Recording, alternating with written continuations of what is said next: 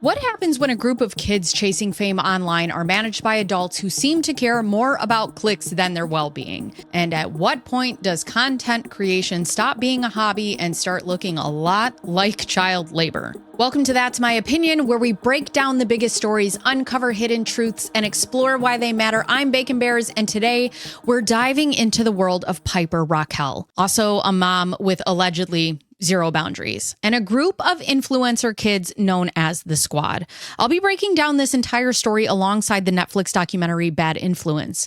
We're talking child exploitation online, influencer culture gone too far, and asking the big question: when will the adults finally be held accountable? As always, all of my videos are based on public information and allegations. Do your own research and form your own opinions, because this one's mine, and let's get into it. Piper Rockelle was just a little girl from Georgia, but even at 3 years old, it was clear she had something special. That spark, that stage presence, that lightning in a bottle kind of energy that made her stand out, even in a sea of glitter and tiaras. Her mother, Tiffany Smith, was a young single mom, and Piper's father had walked away before she was even born, leaving Tiffany to raise her daughter alone. But what Tiffany lacked in support, she made up with ambition. She saw something in Piper, not just a cute kid, but a star. Tiffany enrolled Piper in beauty pageants when she was just 3, and it wasn't long before crowns started rolling in. Piper was charming, confident, and loved the spotlight. And once Tiffany realized that her daughter could not only win, but win big, second place quickly became unacceptable. But as Piper grew, so did her audience. Around age 8, Piper started posting videos on Musical.ly, the short form video app that was all the rage at the time. She danced, she lip sync, she leaned into every trend, and the camera just adored her. In 2017, they made the leap to YouTube, but this was no longer just for fun. This was a full-time operation. Piper's channel exploded with pranks, challenges, skits, and carefully staged drama. Her mom, Tiffany, was behind the camera directing it all. She was the manager, the producer, the editor, and the one calling the shots. And their content wasn't just popular, it was viral.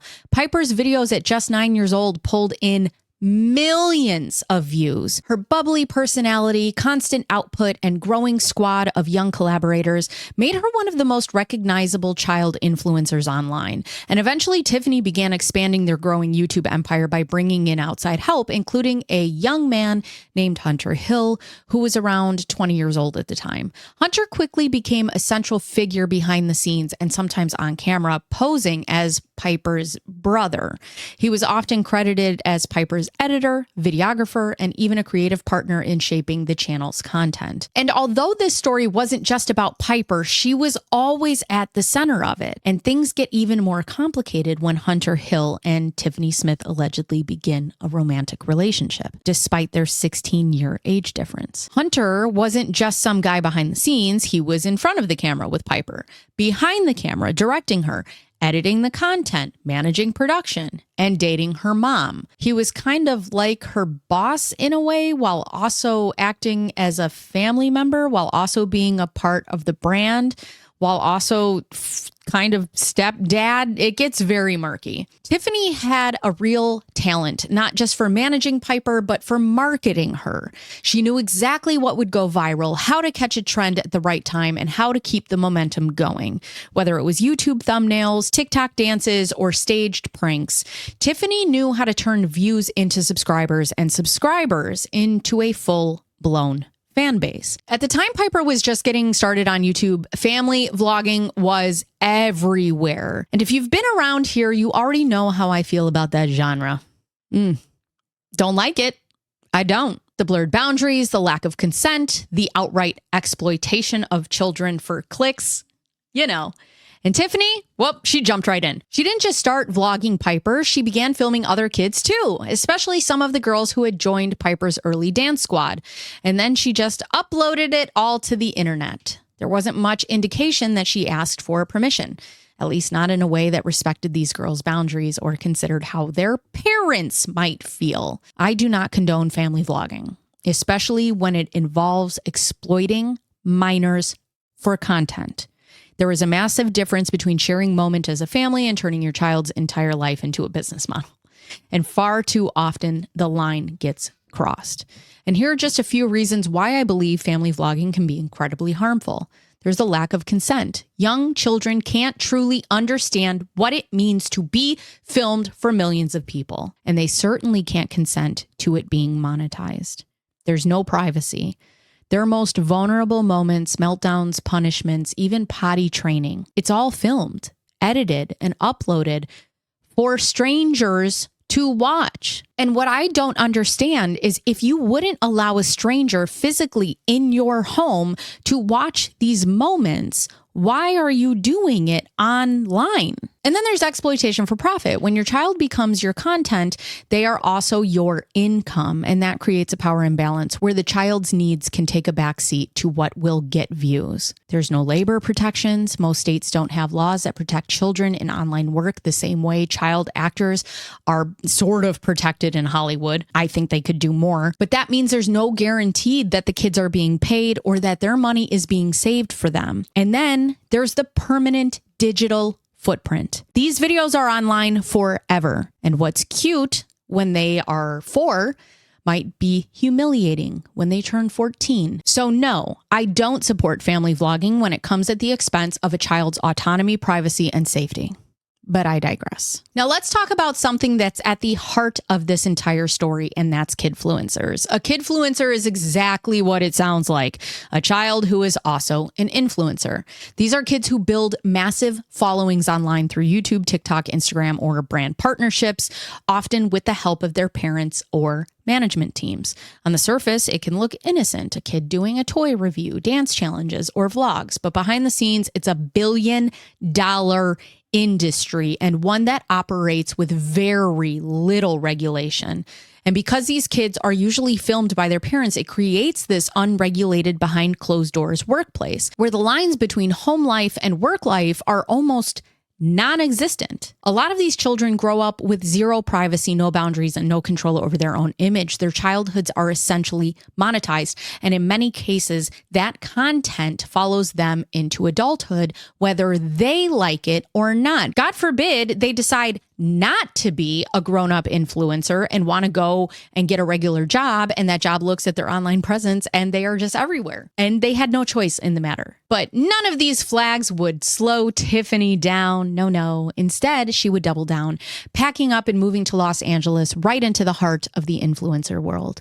She moved into a house with her young daughter, Piper, and her 20-year-old influencer boyfriend, Hunter Hill, all living under one roof, all working together to create content. And this would become the foundation for something much bigger, a group that would be known as the Squad. Tiffany Smith created the Squad as a tight-knit group of young influencers, mostly tweens and teens, barely, who filmed together constantly. The group was built around Piper Rockelle, who was already racking up millions of views, but Tiffany knew the power of group dynamics. The more personalities, the more drama, the more content, and that's exactly what the Squad delivered. Their videos featured sleepovers, fake crushes, staged breakups, over-the-top pranks. It was a mix of reality show meets middle school drama, perfectly engineered for YouTube's algorithm and audience of kids and preteens. Because navigating those years of middle school isn't difficult enough. But these weren't just cute videos between friends. These were high-pressure, scheduled productions, often filmed daily. Tiffany allegedly controlled who was in the group, who was out, who was allowed to date who, and even what drama played out on camera. And the Squad became a launch pad for young influencers. As Piper Rockelle's channel was pulling in millions of views, so were the other kids featured in the videos. Being a part of the Squad meant automatic clout. I hate clout. I hate that word. Ugh.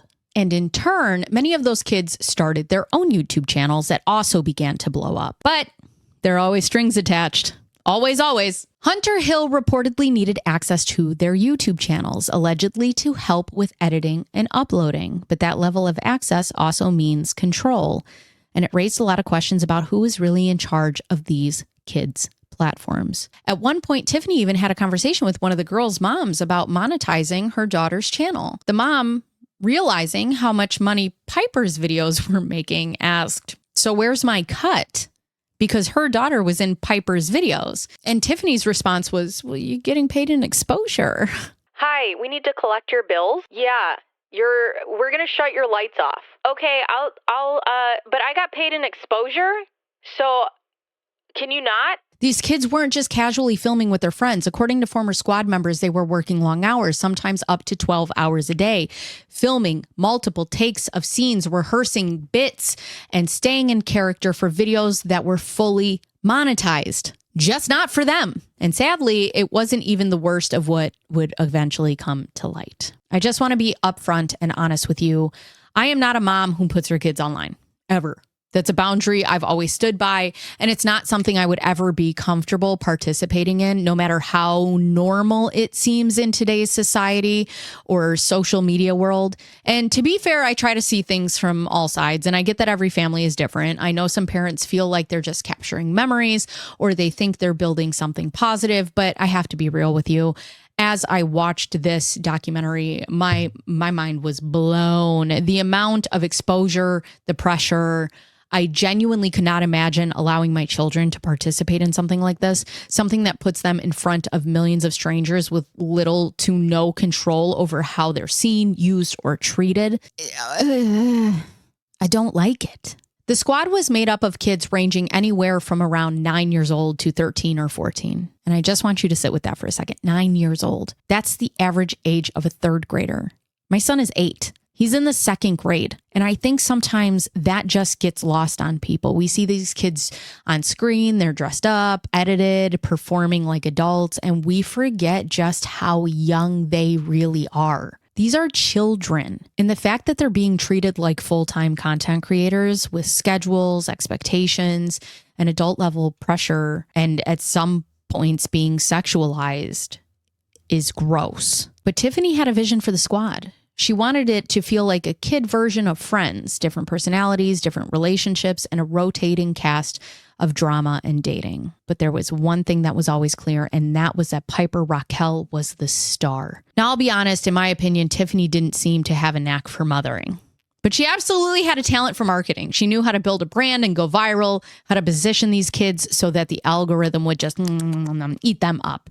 The squad went on tours, they gained millions of followers, and some of these kids were reportedly making 6 figures a month. When the child is the breadwinner, everything falls on their shoulders. In my home, my husband and I have a very traditional setup. I stay at home with the kids. I handle the emotions, the routines, the school, the day-to-day. He carries the financial weight. He makes sure that the bills are paid, the roof stays over our heads, and the groceries are bought. Money is a huge stressor for adults. Now imagine putting that weight on a child. Imagine being 9 years old trying to monetize dance choreography, film content all day, keep up with brand deals while also figuring out basic math. All while knowing that if you don't perform, your family might not eat. That's not a burden that a child should ever have to carry. At that age, they should be eating chicken nuggets and watching Bluey, not worrying about whether their next video hits 1 million views. A 9-year-old can't process that kind of responsibility, let alone bear that weight. But these kids, to the adults, became cash cows. And I want to talk about every single way that these adults milk these kids. There's YouTube ad revenue. Every time someone watches a video and sees an ad, the creator gets a cut. The more views, the more money. And when your videos are hitting millions, that adds up fast. There's brand deals and sponsorship. Companies pay creators to promote their products, and these deals can range from hundreds to tens of thousands of dollars per post. Even more for creators with a young, loyal audience like Piper's. There's merchandise, t-shirts, hoodies, phone cases, plushies. If the creator has a fan base, there's a market for branded merch. There's touring and meet and greets. Yes, some kidfluencers go on tour, meeting fans, signing autographs, even performing, and tickets, VIP passes, and photo ops, all to generate revenue.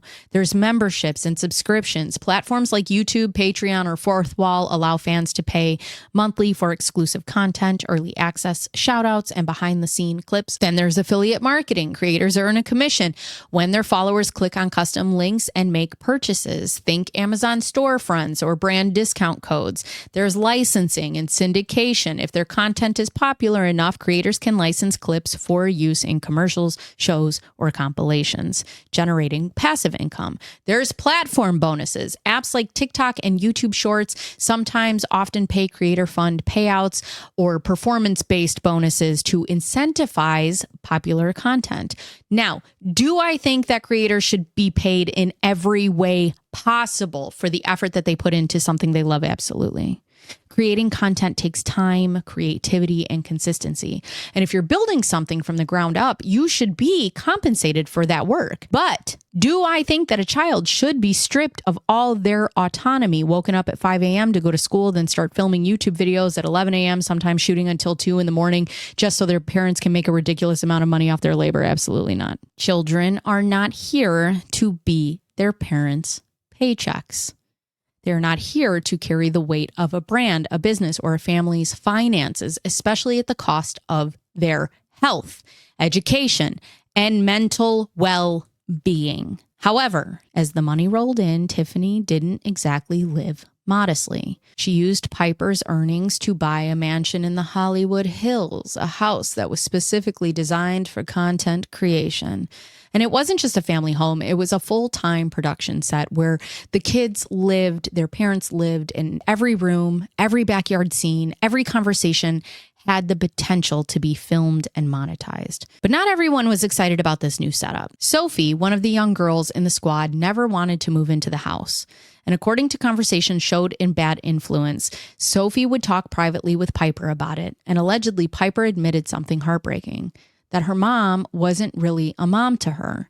She was someone who made her create content. It wasn't just about Sophie joining the squad. Sophie's mother reportedly moved them into the house partly to help Piper, who by that point desperately needed a real mother figure in her life. According to the documentary, the work schedule inside of that house was brutal. They weren't shooting 1 or 2 videos a day. They were filming 10 to 15 a day, every single day. And one of the girls explained what their typical schedule looked like.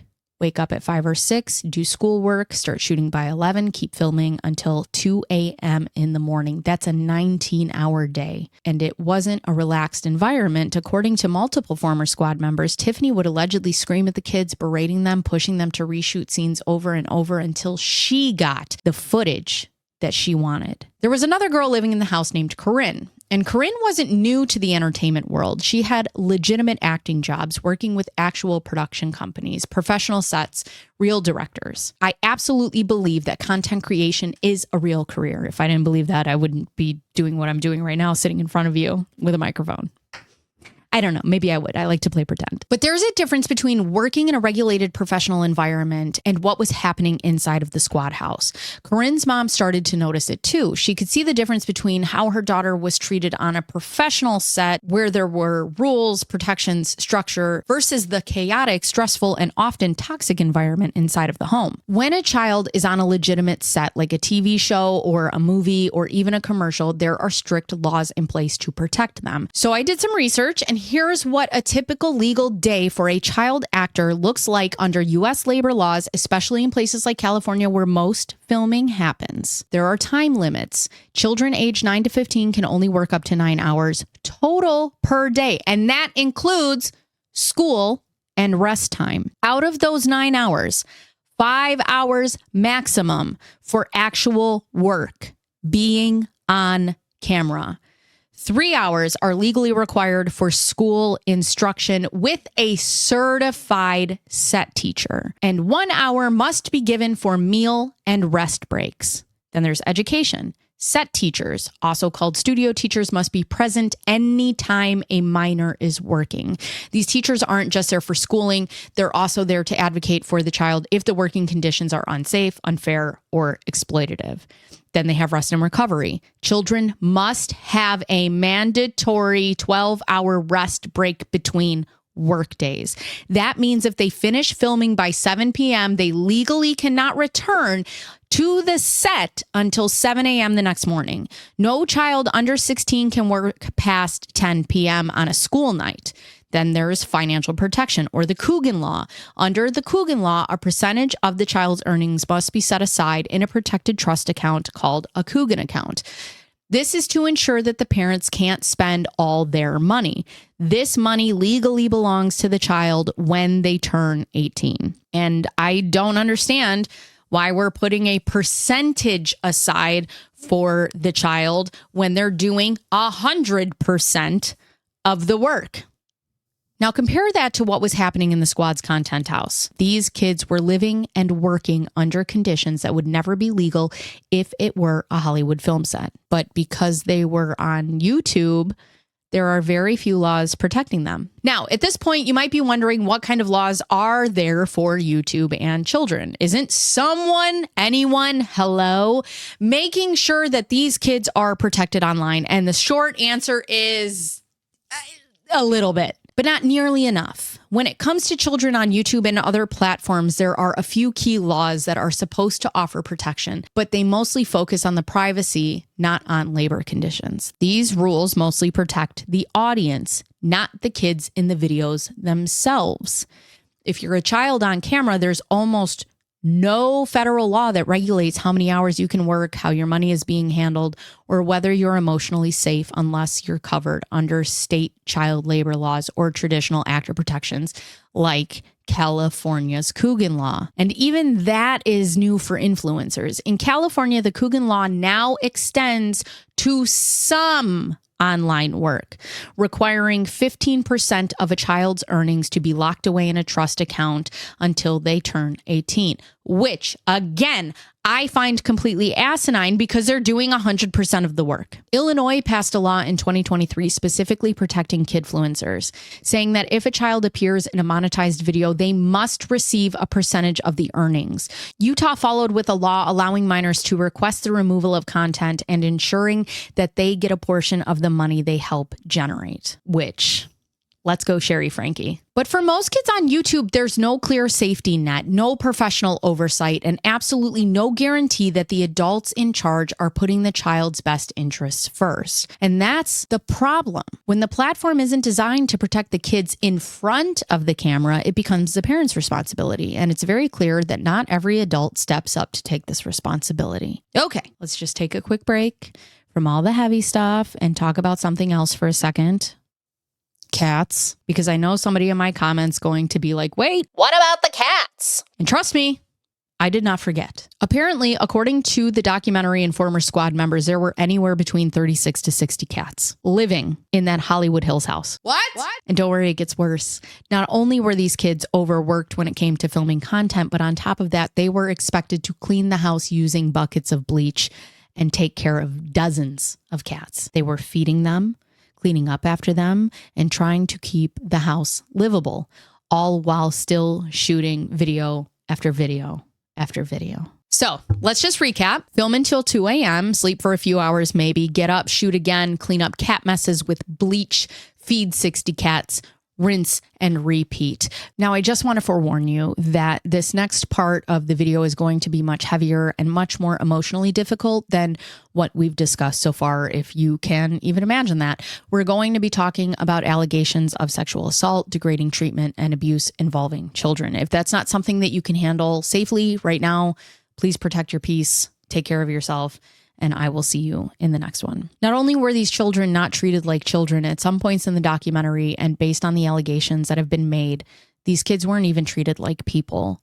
There's a scene in Bad Influence that I could barely even watch. Tiffany, a grown woman in her 30s, asks a child who looks to be about maybe 10 or 11 years old to lick a spilled drink off the ground outside in a public setting. Inside of the squad, they didn't just film videos together, they filmed manufactured drama. They created situations where the kids were encouraged to be cruel to one another, to gang up on one child, to say hurtful things, to ostracize them. And the children that they were isolating, those children weren't even in on it. So they didn't even know that this was staged. They thought it was real. They thought that their friends had turned on them, and they felt very alone. And all of it, the tears, the isolation, the heartbreak, was just more content for the channel. Tiffany was also accused of developing what several people described as an inappropriate fixation on one of the boys in the squad, a child who was around 11 years old at the time. According to statements made in the documentary, she allegedly made comments to him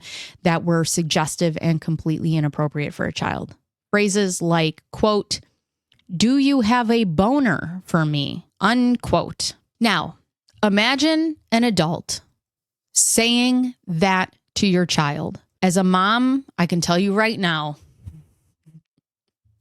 there's another part of the documentary that really stayed with me, and it needs to be addressed with care.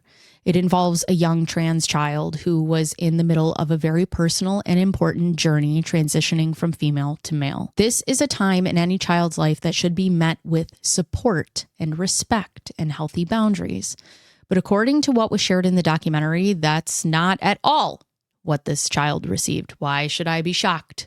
This child spoke about being made to feel uncomfortable by comments from Tiffany, including remarks about their future appearance, telling him that you're going to be so sexy when you're older, which is completely inappropriate for an adult to say to a minor. And for a kid already going through an identity shift, that can be incredibly confusing and harmful. There was also footage shown from a live stream where Tiffany grabs his face and starts making out with him. It even reached a point where Piper, her own daughter, stepped in and physically pulled Tiffany back.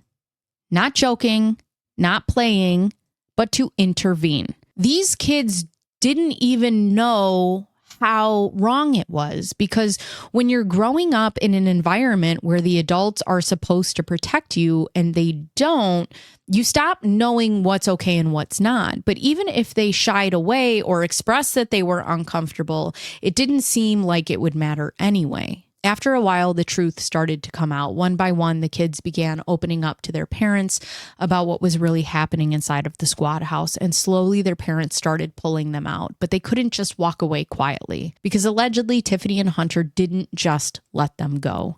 According to multiple squad members, if you left, you didn't just lose your spot in the group.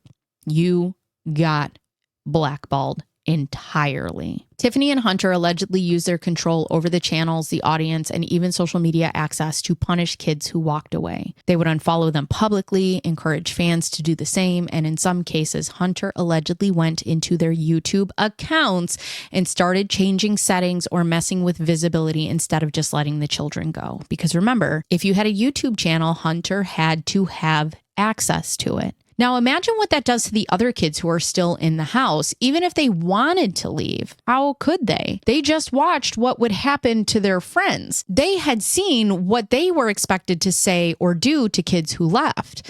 And I'm sure deep down that they were scared of what would happen to them if they tried to leave too. But alongside all of that, you have to remember that these kids are making serious money. Fake relationships were everywhere in the kidfluencer world, and Tiffany knew that. She understood videos about crushes, first kisses, and are they dating content were guaranteed to get views. So she started pairing up the kids, sometimes based on chemistry, sometimes purely for the clicks, and suddenly these kids were dating on camera, whether they liked each other or not. They were filming crush content, first kiss videos, breakups, and everything in between. But even under normal circumstances, navigating crushes and relationships is hard enough at that age. Now imagine doing it when you're barely 11 or 12 and the entire world is watching, judging, and shipping you with someone you might not even really like. And aside from all of that, when the parents aren't on set, Tiffany is making jokes and talking to the kids about very inappropriate things and asking one of the girls at maybe 11 if she has had contact with a man. She suggested that the child could even practice on Hunter, who was in the room and laughing, which, why wouldn't he be? You know what I want to know is when you say something like that, Hunter just laughed. Why wouldn't Hunter say, no? But I guess no red flags for you either, Hunter. Huh? Not when it comes to kids? Not when she talks about kids doing stuff to you? Interesting. And when crush content wasn't getting enough attention, Tiffany allegedly pushed it even further.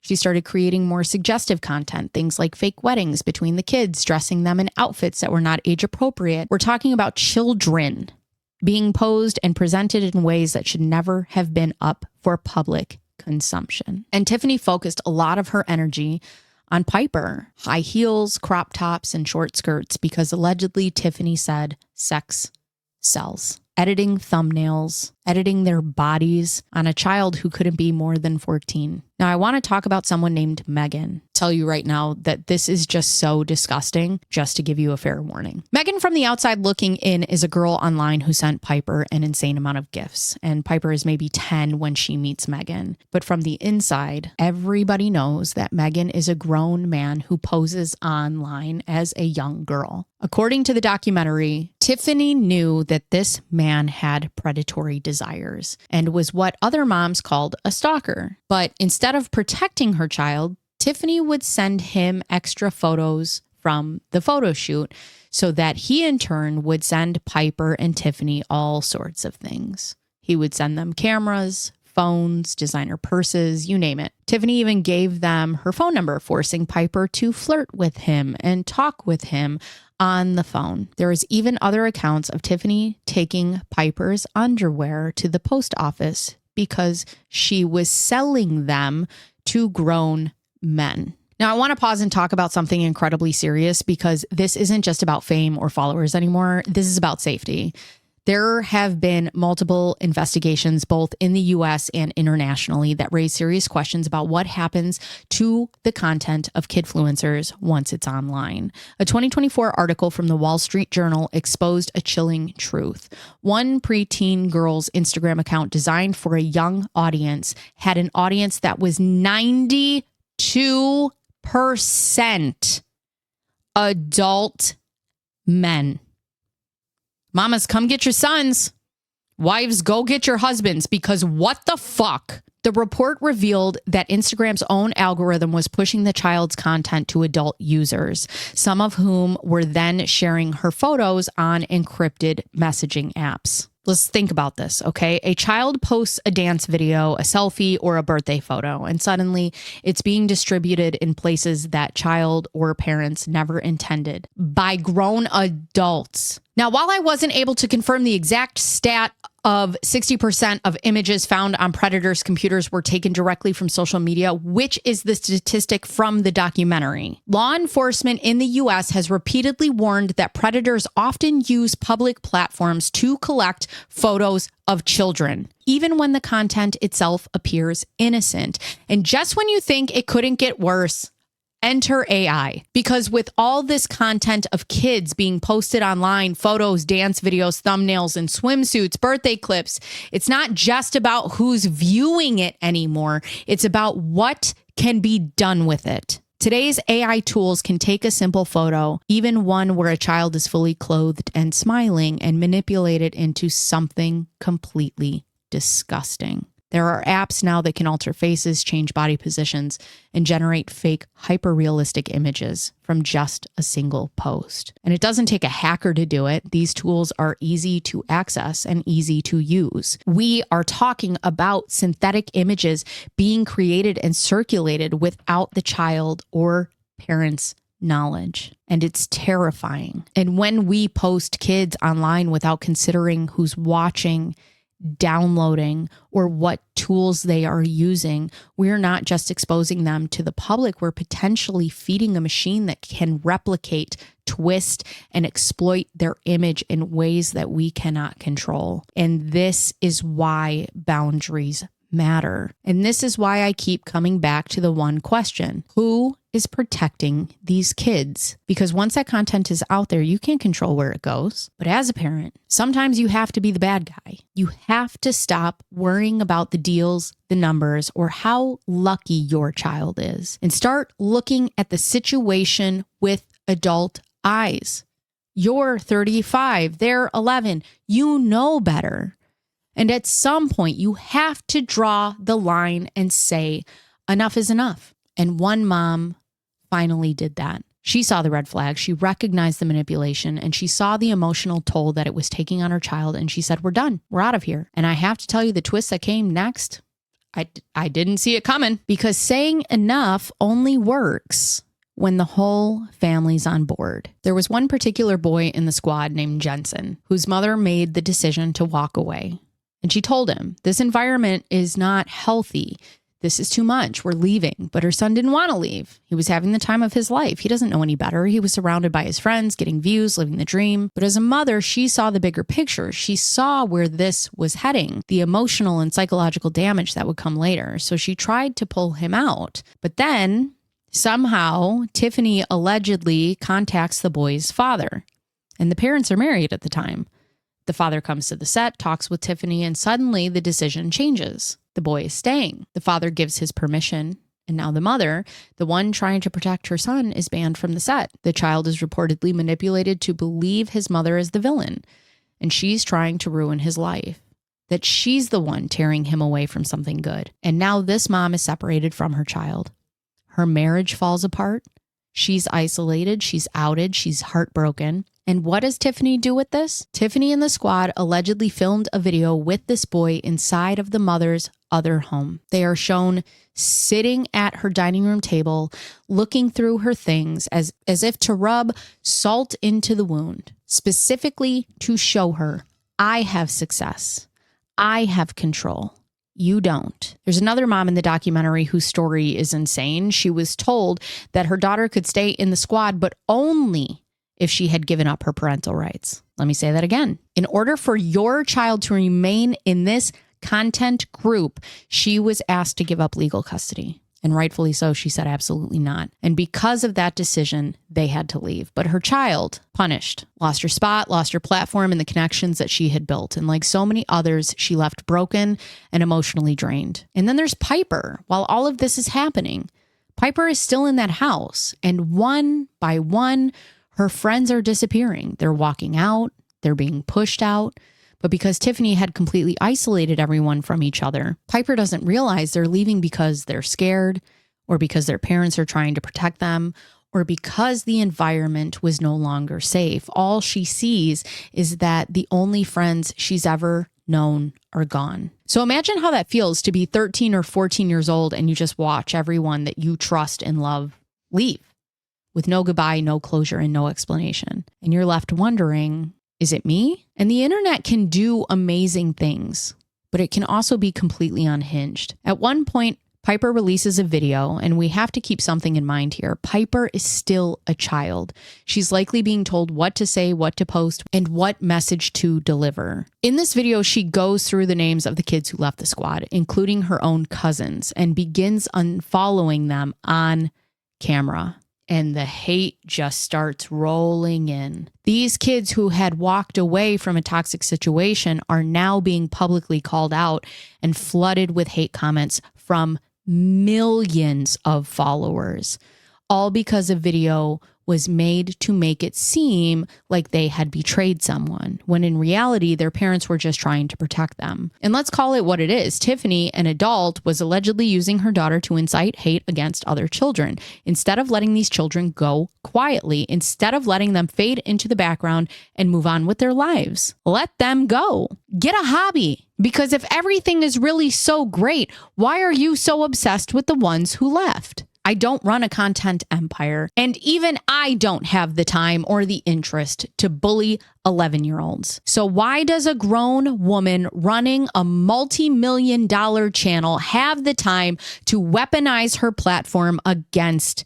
children? Now, I want to talk about when the parents started digging into their kids' analytics and SEO. And I have to be honest with you, at this point of the documentary, it stops feeling like we're talking about children and more like we're talking about products. What the parents found in those analytics is wild. They started to believe that there was an active campaign being run against their children, a coordinated effort to damage their online presence after they left the squad. On the internet, you can buy fake engagement views like comments, but you can also buy mass report bots and mass flag bots. That means someone can pay to have a channel flooded with fake violations to get it demonetized or even take it down. But don't worry, it gets worse. The documentary alleges that the videos of these children were embedded on adult websites, adult content websites. And this was specifically to negatively impact the algorithm, get them flagged, and create long-term damage to their visibility. Let me say this again. Videos of minors are embedded on explicit adult websites to sabotage them. How is this not a criminal offense? In August of 2022, 11 former squad members and their parents came together to file a lawsuit against Tiffany Smith, the mother and manager behind the entire operation. The lawsuit accused Tiffany of creating a hostile and exploitative work environment, subjecting the children to emotional and verbal abuse, allowing inappropriate behavior, and crossed boundaries, forcing long unpaid working hours without proper oversight or protection, retaliating against families who tried to leave by blocking them from opportunities, turning fans against them, and allegedly damaging their online presence. The lawsuit also named Hunter Hill, Tiffany's boyfriend, and Piper's former manager. It alleged that he had administrative control over the children's YouTube accounts and used that power to punish, silence, or sabotage any child who didn't fall in line. For a while, everything stayed pretty quiet. But then came the Netflix documentary, Bad Influence: The Dark Side of Kidfluencing, which was released in 2024. The documentary pulled the curtain all the way back. That's what we're talking about today. It gave the public a look at the behind-the-scenes world that these kids were trapped in. After the documentary aired, the case caught international attention, and in 2024, the lawsuit was officially settled for $1.85 million. This was split between 11 families, which breaks down to approximately $168,000 per family. There was no admission of wrongdoing from Tiffany Smith or her legal team, but the fact that it reached that point, that a settlement was made at all, in my opinion, speaks volumes. Because at the end of the day, you don't pay nearly $2 million if nothing happened. You pay it when you want this to go away. If you guys want to go through the lawsuit on a live, let me know in the comment box down below, and I can obtain the lawsuit and we can go through it together. This story isn't just about Piper. It's not even just about Tiffany. It's about a system that allows children to become brands before they even understand what privacy, safety, or self-worth really mean. It's about the adults who stood by, stayed silent, or got too comfortable with the checks coming in, and the kids who were left holding the emotional fallout. So if you're a parent, a viewer, or someone who supports kid influencers, I need you to ask yourself, who is looking out for these kids when the cameras are on and even off? And most importantly, who protects them when the content stops being fun? Thank you for watching. That's my opinion. If this episode made you think, please give it a like, subscribe, and as always, let's keep the conversation going. If you want, watch some of these other videos hanging around over here. My name is Bacon Bears, and I'll see you next time.